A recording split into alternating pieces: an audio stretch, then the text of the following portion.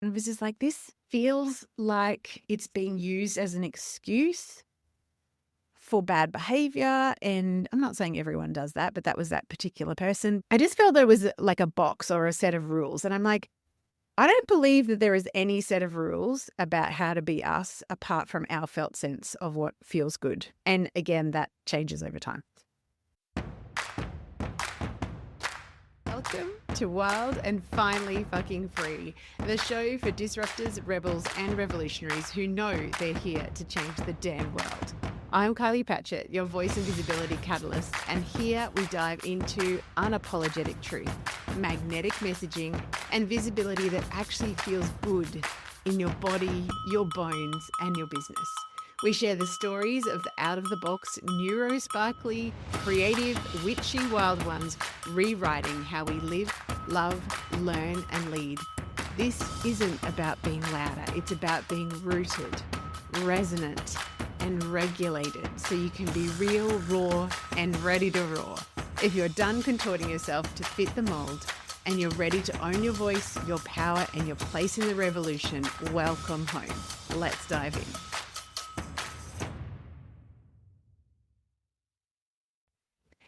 Hello there. Welcome to the podcast. Another beautiful day here. My neighbour has just decided to turn on his whippersnipper, so we'll see how we go with the windows closed. Welcome back. Welcome back. I feel like there's lots that's been happening in the background that's kind of informing what I'm pulled to be talking about on this podcast. And today is a little bit of a behind the scenes of my own human design journey and why I'm officially obsessed with a very specific part of human design. Like most of us, I have come across human design many, many times over the years. In fact, I reckon the first time was when I was first in my coaching business around about 2015 or so. And a few people that I knew in a particular business group had gotten into this human design thing. And, you know, I love a personality type quiz. I love a human behavior kind of designed questionnaire. I love all of those things. What I don't love is when those things become just another box, right? And like, I am pathologically opposed to anyone telling me that the right way to do life is this. Because I'm like, I'm sorry, no. I am a geneticist by training. Every single person has individual genetics. Every single person has individual values and preferences and flow states and energetics. And you cannot tell me that me getting X on this quiz or whatever means that I should be doing this. Because to me, there needs to be a lot more nuance, right? Like, individual people are individual because of tiny little differences, both on the genetic stage and also now on the gene key end of things, but I'll get to that in a sec. Anyway, so when I first came across human design, it was very much through the lens of the big, broad brushstroke parts of human design. So what type are you? What strategy are you? What authority do you have? Sometimes maybe down to the what sort of definition do you have? If you don't know any of these terms, it doesn't matter. It's just like, it's enough to know, like, there is so many different layers of human design, and the broadest, like, eagle eye view of us in terms of a human design perspective is these strategy type authority kind of end of things. So for me, I'm a manifester with a splenic authority, and I've got a split definition. So that's like the broadest brushstroke of who Kylie is, right? But there is so many more layers underneath that. And I found out something very interesting this week, which has got me thinking about how evolution is part of what we're designed for, both genetically, but also, you know, energetically, spiritually, everything. Like, the universe likes to expand, so do we. And I don't mean expand as in, and this is probably a very important nuance, I don't mean expand as in always on the growth, because that is actually not the way nature designed. What I mean is to always be constantly moving towards our own evolution. And that happens in spirals. So it's not that we're always growing. It's that sometimes we're shedding and we're dropping leaves, like autumnal kind of feeling, like you are in the Northern Hemisphere at the moment. Or sometimes we're in that spring stage where we've got new growth and we're setting our sights on something new. Anyway, back then when I first came across human design, what I kept hearing was things like, oh, I can't do that. I can't initiate because I'm not a manifester. Or, oh, that's just because I'm a projector. Or, like, I'm just designed to sleep all the time. And okay, but like there's like 8 something billion people. Is it 8 or 9? I don't even know. I have to look that up because it's about the third time I've said that this week. How can we possibly hope to sort those people into these 5 human design types?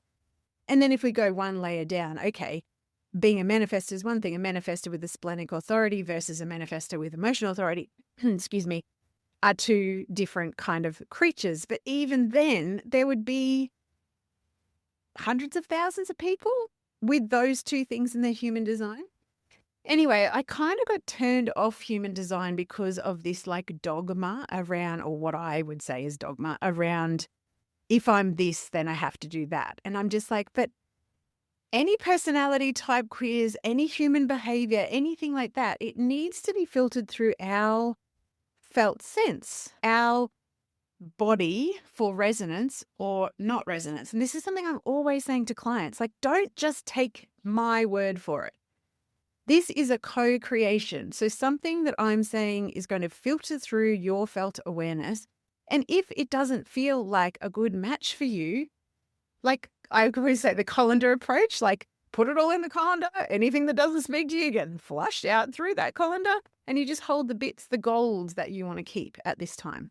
And the other thing about that is that we are constantly evolving our own identity, our own understanding, our own lived experience, our own years of being on the planet will give us a more and more nuanced, more and more deep understanding of both ourselves and the way that patterns work, etc. And so I got turned off by human design. Back then, if you'd asked me what my type was, I would have said I was a sacral generator 3-5. Now I know myself to be a splenic manifestor 6-2. If you're into human design, they are different animals. Anyway, so fast forward, about 5 years ago, human design came back into my awareness and I was like, you know what? I feel like there's something here. You know, when you know that there's like something tweaking in your like spidey senses that is like, there's something here that you need to dive into. So I was like, okay, I'm going to say yes to this. I love the book, The Surrender Experiment. Just basically whatever comes into your field, just say yes, lean in, see what happens. What could go wrong, right? Don't test that. Anyway, I lent in again to human design. I had a reading. I did understand more in terms of that reading was with, a really beautiful lady who I would still say definitely is a fantastic human design guide and had a real depth of understanding. So it wasn't that surface level. And she gave me some real nuggets in that reading. And I was like, oh, okay. Some of this feels very strongly resonant. And one of the biggest gifts of that reading was just understanding that as a 3-5, or what I understood to myself to be at that stage, that my design was very much about snacking on things, seeing what they taste and spitting out what doesn't taste good. And as I've said before on this podcast, one of the big identity shifts that I have been asked to undertake or invited to undertake in the last, say, 5 years is just understanding that I used to have this frame of myself, which was like, if I could just stick at something, I would be so much further along. And I'm like, if you're not watching this on YouTube, this is heavily air quoted, so much further along. And I was constantly comparing myself to like friends that I have that are still in their forensic careers, for instance, or people that have always lived in the same place. And so, they might have paid off their house or been able to renovate or whatever. It was always this kind of like, well, here I am and here they are. What I wasn't seeing, and it's so funny because those exact same friends that I compare myself to look at our lives and go, I just am not that brave. Like, you've made so many cool decisions. You've traveled, you've lived across the world, you've done all of these things. You've lived in so many different places and we just would never have the courage. I'm like, isn't that interesting? Something that I've always judged myself negatively for, other people look at and say, oh, wow, I wish I was more like that. So that's, a lesson in itself. Anyway, I had this frame of myself that was like a bit flaky. That's the word that was like, oh, if you just stopped chopping and changing, for God's sake, you might be able to get somewhere, like a real inner critic thing. And one of the things that beautiful reader said back when I had that design reading, which I think I was trying to work out the date this would have been. It might have been maybe 3 years ago, possibly not as many as 5. Anyway, whenever it was, one of the biggest gifts that she gave me was this 3-5 is meant to be trial and erroring through life. So that is the way that I learn, experiment, build experience, and am actually able to then pass it on to other people, which is more of the 5-line sort of flavor. Anyway, so that was like, okay, good. So then I went and did a couple more human design self-study courses. I learned a bit more. I started paying more attention to some of those nuggets that had really resonated. Another one of those was about having a formatting channel and having that like very much on and off energy. So, when, when I'm on, like today, I've just recorded 6 podcasts back to back because that's what felt good. So my pulse of creativity, of life force is on. But I have other days where I am completely blah and I almost feel, and I remember still, the word that reader used was melancholy, which is very much about like a formatting channel that is in the off position. And understanding that about myself and not making it wrong for me to go through these stages of like, woo, create, and then like, bleh. Like, again, I used to have a lot of self-judgment about that. So that was another gift. Anyway, as time went on, I also had a really close friend that was getting more into human design. And some of the things that she was saying, like, oh, I'm just a 5-1. I'm here to trigger the fuck out of you, da, da, da. And it was just like, this feels like it's being used as an excuse for bad behavior. And I'm not saying everyone does that, but that was that particular person. I just felt there was like a box or a set of rules. And I'm like, I don't believe that there is any set of rules about how to be us apart from our felt sense of what feels good. And again, that changes over time. Anyway, fast forward. I had a Asterian astrology reading, which is not strictly true sidereal, but is not based on modern astrology. And the resonance I had in my body, I literally felt my entire back body, which is my spidey sense body signal that like truth. It's like a blinking light. I had that through my entire body for that whole reading. And I was like, oh my God. So I thought I was an Aquarian, but no, if we're talking in this system, I'm not an Aquarian, I'm Capricorn. And then it changes to blah, blah, blah. Anyway, I have to say at the time, I got really discombobulated because I didn't realize that to my own detriment, I was also over-identifying with a label. So to be honest, I quite liked the idea of being an Aquarian. Like Aquarians are quirky and eccentric and they're humanitarian and they're disruptive. There's a disruptive kind of, edge to being an Aquarian. And so when someone was like Capricorn, I'm like, it's a bit boring. Sorry, all the Capricorns out there, but that was honestly my kind of frame. Anyway, I had an aha moment though, because I was like, okay, so if I'm saying that this is fully resonant and he had such specific information about life purpose and what I'm meant to be doing in the world and all of those things, and I was like, crap, that is exactly what I do. Like, you can't make this shit up. And so then it was like, okay, we need to actually look at what human design is based on, because I knew that human design was partly based on astrology, but what astrology, right? And modern astrology uses the exact same pinned positions in the sky of the constellations without considering that there's a thing called the precession of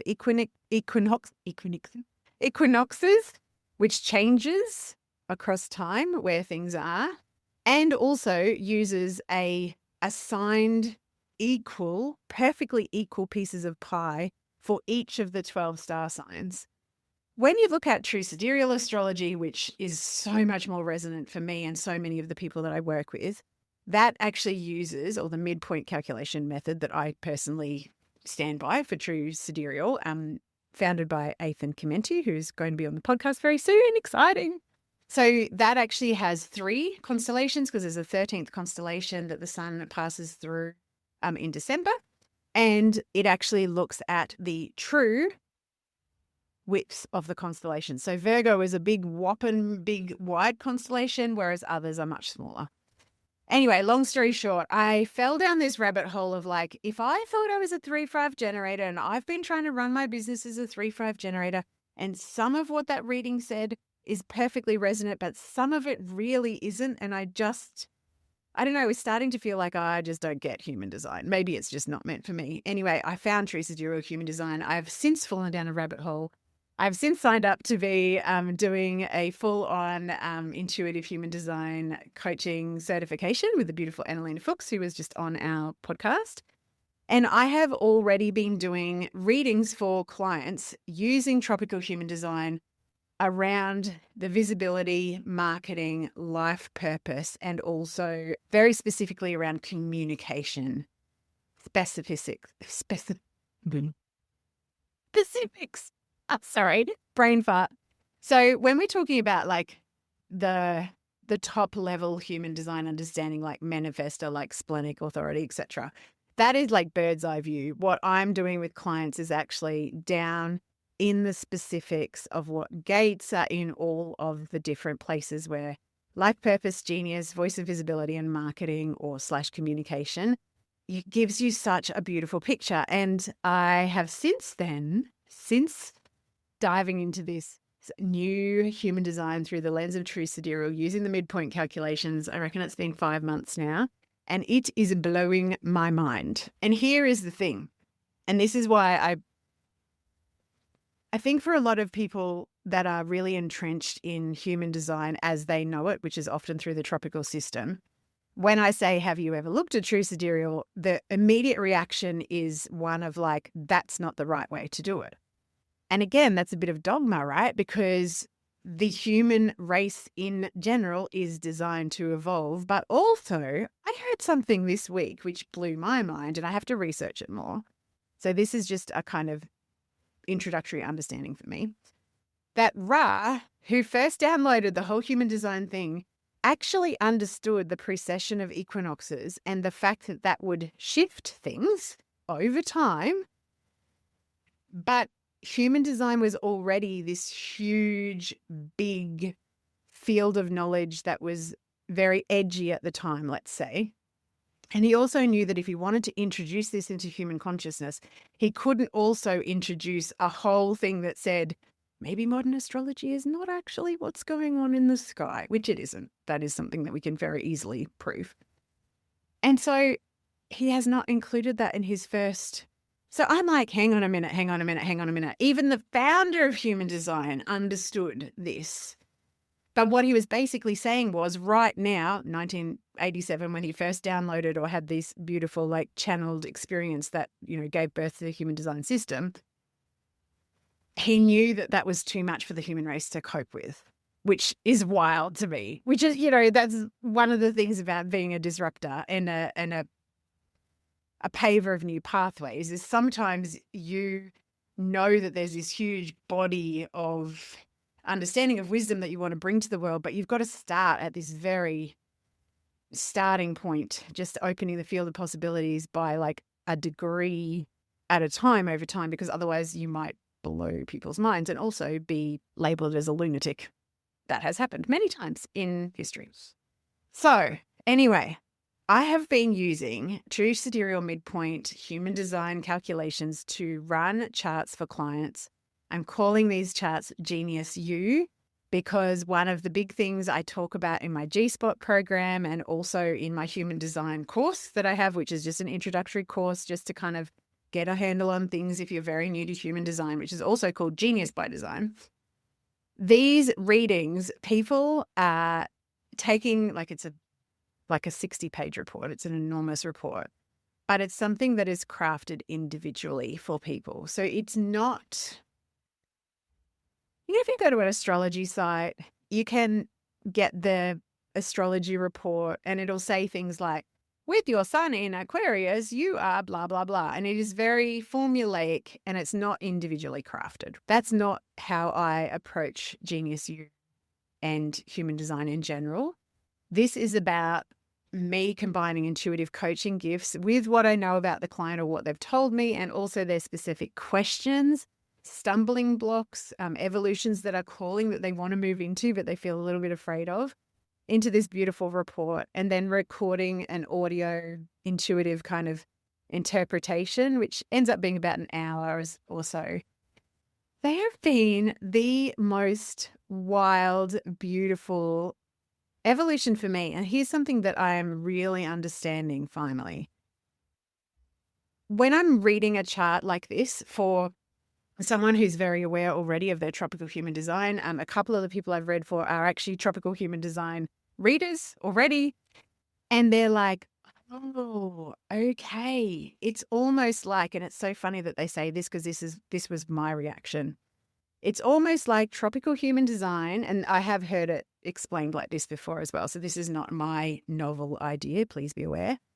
Tropical human design is like the me that I have been living as in the first half of my life. So it's very, first few decades. And then when you gave me my true sidereal chart, it's like what I'm stepping into, the next evolution. And because I work mainly with midlife clients, not always, but mainly with midlife clients, I feel like there is this change that goes from the first part of life is very much about living from ego, getting out there and exploring in terms of like the external world's impact and relationship with us and what that means for us. And then this second part of our journey is very much about that wild woman leading, but also allowing soul to lead instead of ego, right? So it's really exciting to me that when people read these charts, they're like, oh, this feels like this next evolution. And this is something that someone said to me yesterday, and I was like, oh my God, yes, that's it. It's like the tropical feels like my first level of understanding, and it helped me to get a kind of starting point of sense of self. And then the true sidereal is like this fully resonant next step. And one thing that is very interesting, because true sidereal, so anything that is based on true sky is going to be around about 24 degrees behind what modern astrology says that is happening in the sky. So when you think about that, you might wonder about like, well, what does that mean about in terms of like, even simple things like, where's my conscious sun? Where's my whatever? But what I've found, because we're tilting everything by 24 degrees, it's not 24 exactly, but around that. All of the positions of the stars in relation to each other has not changed because everything goes at the same time. What does change and what seems to be this pattern is like one of the parts of like modern astrology that I didn't really want to lose was the Aquarian part. But in my true sidereal astrology chart, Aquarius plays a very big part in my design, in my astrology, according to the actual sky at the moment I was born, not the assigned sky as per modern astrology. And so even with my clients that know their tropical chart really well, and, they're very identified with certain parts of their chart, they're like, oh, that's still a part of my chart, but it's just playing out in a different way. That has been really cool. So here's my like final kind of tying up understanding.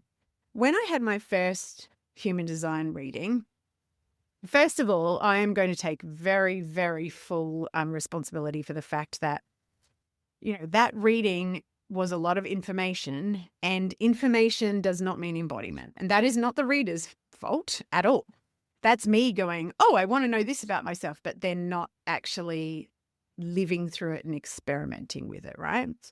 But I feel like the 3 part of that profile, that was really that permission slip. Because I'm now understanding that 6-2 is part of my profile lines, like 6, they live like 3s for the first part of their lives as well. Bra malfunction today. Sorry, people who are watching the video. I need to tighten those straps up. Yeah, so that's why the 3 resonated. That's why some of the things really resonated. What I will also say to you is trying to operate my business through the lens of being a generator. And whilst a lot of me does like responding, and that actually comes from, when we're talking about types, we're talking about bird's eye view again, but each channel has a different energy. So you can be a manifester and still have generated channels, right? So just keep that in mind. Like the type is like the biggest category that we filter people into. It doesn't give you the nuance of your energetics. But yeah, something I really struggled with, thinking that I was a 3-5 generator, was not being able to kind of initiate. Now, I know it's not as simple as that, but just let me talk in general terms. When I realized that actually manifester is probably a truer, and it's not probably, that is the stars that were in the sky when I was born. So by definition, manifester. That makes so much more sense to me, because a manifester is an initiator. They have a natural creative flow, and then they have an off time, which again, that's why the formatting channel really felt right for me. But so much more of the characteristics of being a manifestor speak to me. So I guess what I'm saying is, no matter what human design experience you've had, no matter what reading you've had, no matter what chart you're looking at, please don't make it about rules. Make it about resonance. So if you want to use my colander approach, put it all in the colander and let anything that doesn't resonate at this time in your life with this lived experience just fall on through. It gets filtered out and you just keep the gold that feels like the resonance right now. So resonance, not rules, and nuance at the individual. And this is the other thing that I don't know how I've missed this when I've come across human design before. But originally, the whole lens through which human design was downloaded and given to the world was as a science of individuation, differentiation. Each individual having beauty, potential, power, gold inside of them, genius, magnificence. Everyone. But what we've done, and it's interesting to me too that when Ra first brought this to the world, there were no types. That was brought in over time. So if we're talking about the science of individuation, of differentiation, of celebrating individual energetics and differences, preferences, flow states, what works, what doesn't for individuals, why then are we so fixated on making rules like, oh, I'm a projector, I can't do that? And even what I just said about, being a generator, and I felt like, oh, I can't initiate, but my nature is to initiate. So then I was like, but I'm not doing me right. It's like the only thing you can do when you're in your self energy is be yourself. There is no rules to follow. It's just turn up and be yourself. No more complicated. So yes, amazing experience. I'd really love to know, particularly if you're someone who is like fully into human design, how does that land in your body? Because my intention is not to come across saying, well, if you're following tropical human design, there's something wrong, because I don't believe that. I believe that tropical human design was what we needed to go from our level of understanding back in 1987 to our level of understanding now. And I believe that true sidereal, true sky-based human design is the next step in the evolution of both our understanding of ourselves, but also before we step into the next era in human design, which I have to actually work that out, because what traditional human design says about the cross of the sleeping phoenix is that it will be February 2027. So I'm guessing that that's actually going to be more like March or April, but I also I'm not clear on whether true sidereal then changes the cross that we're going into as well. That's a whole other kettle of fish, far out. Anyway, too much brain power for this episode. So yeah, I would love to know. I am definitely going to be talking much more about true sidereal. In fact, it's my intention very shortly to start sharing what gates the sun is moving through, and also the moon gates, because I think it's important for there to be options for people to feel into and feel resonance or not. And when there's a collective consciousness that says the sun is in this sign, when that's actually not what's happening in the true sky, it takes paradigm shifters to offer a different way of looking at things so that people have choice. I'm not saying that people will go, oh yes, golly, amazing, wow. And I will be very, very honest that this is like, I'm right at the beginning of diving into this. And even with that, I am so lit up by the level of resonance that these charts are opening for people, where they're like, oh my God, first of all, there's magnificence and magic in every chart. And I am obsessed with looking and learning and just being able to reflect someone's genius back to them, particularly if they've got like fear or doubt running the show at the time. But also that this is what I've been working with clients for my entire life, like even my corporate career. The fact that everyone has a gift to bring to the world, and when we don't bring our gift to the world, we leave a hole in the fabric of the energetic matrix of happy, healthy human community. And that's not a good thing. So if nothing else, this is another lens through which you can look at your genius and go, oh, okay. And then, of course, the next step I'm going to invite you to is surrender to your magnificence instead of fighting for your learned limitation, right?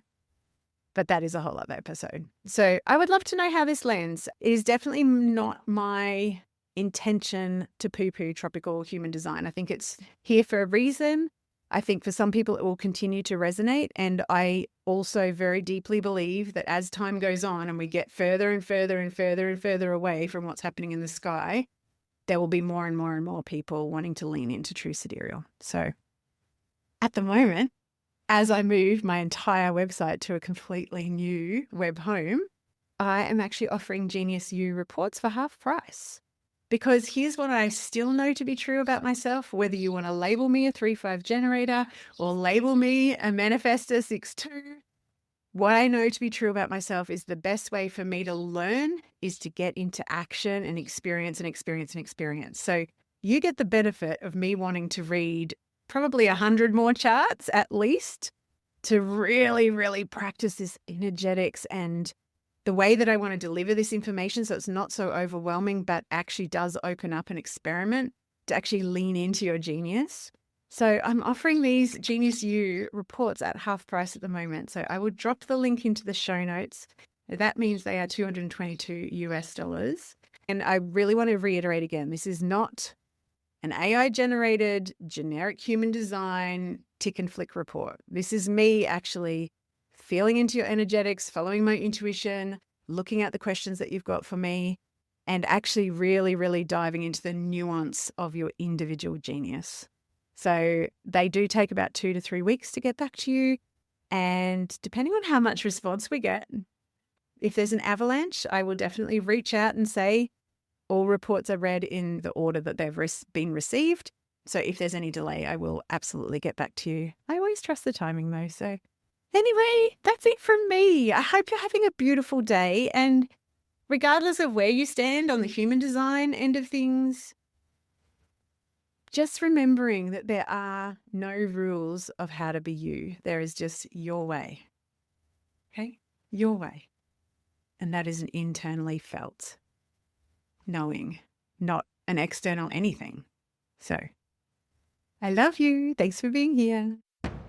Thanks for tuning in to another episode. If this episode lit a fire in your body, in your business, deep down in your bones, please take a moment to drop a rating and review so more rebels just like you can find us. And don't keep this goodness to yourself. Share it with your disruptive rebel and revolutionary friends who are ready to roar right alongside of you. Until next time, stay wild, stay unapologetic, and stay fucking free.